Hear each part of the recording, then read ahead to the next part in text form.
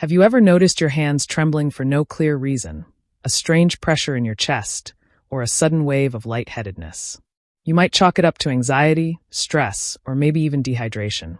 But deep down, there's that voice of worry that asks, "Is my heart okay?"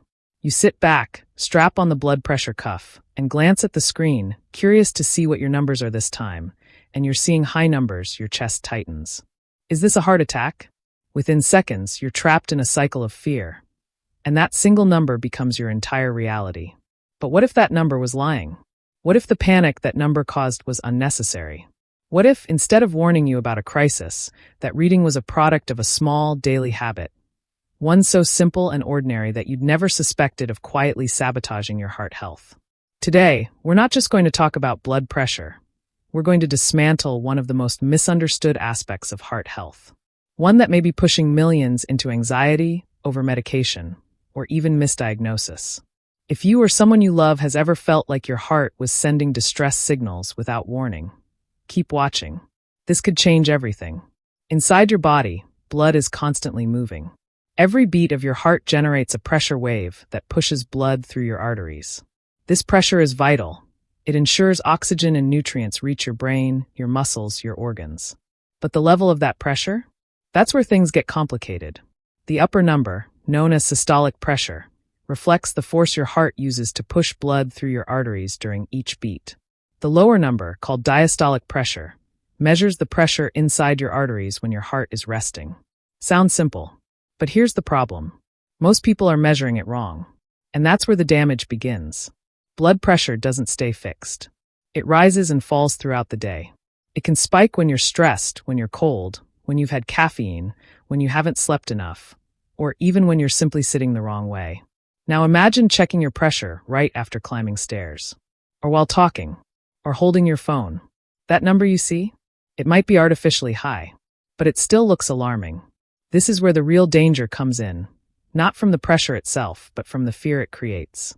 One inaccurate reading can set off a chain of events. Panic, ER visits, prescriptions, side effects, all based on a number that wasn't even real. And over time, that stress alone can raise your blood pressure chronically, turning a false alarm into a real issue. So what's the everyday habit doing the damage? The most likely problem is improper home monitoring. Yes, measuring your blood pressure without knowing the correct method is quietly driving false diagnoses, anxiety, and in some cases, even over-medication. Millions of people buy home blood pressure monitors, but very few are trained to use them correctly. They measure at the wrong time, with the wrong posture, on the wrong arm, right after a stressful moment or with a full bladder, all of which can skew the result. But because they trust the machine, they accept the number as true. That's the hidden harm. Not the device, not your heart, but the misunderstanding. Want better numbers? Start here. Number 1. Dehydration thickens the blood and makes your heart work harder. Drink clean water throughout the day. Number 2. Dark leafy greens, pumpkin seeds, and avocados help relax blood vessels. Number 3.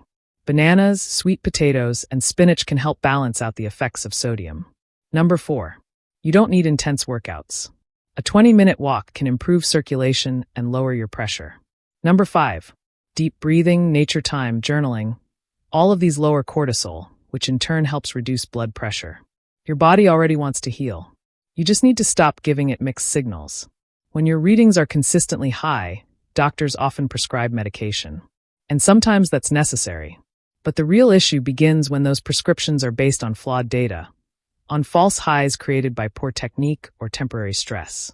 This leads to side effects: dizziness, fatigue, sexual dysfunction, even depression. And all of it could have been avoided with one thing: proper measurement. That's why it's critical to track your numbers the right way. Bring a log to your doctor. Ask questions. Make decisions based on patterns, not panic. A reading of 120/80 is often called normal. But that's not a one-size-fits-all target. In fact, for older adults, slightly higher readings might be acceptable. For athletes, lower ones might be normal. The point is, context matters.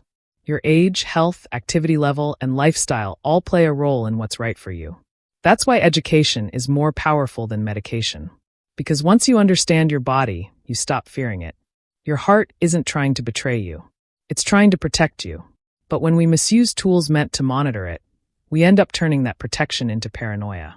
The simple act of checking your blood pressure, meant to provide clarity, can become a source of stress if done wrong. Today, you've learned how to do it right. And more importantly, you've learned that fear is not a diagnosis. Understand your body. Respect the signals. But don't surrender to the numbers. Because the truth is, you have far more control than you think. And sometimes protecting your heart starts with a habit as simple as sitting still. If you enjoyed this video, don't forget to give it a like, subscribe to the channel, and tap the notification bell so you never miss out on simple, smart health tips.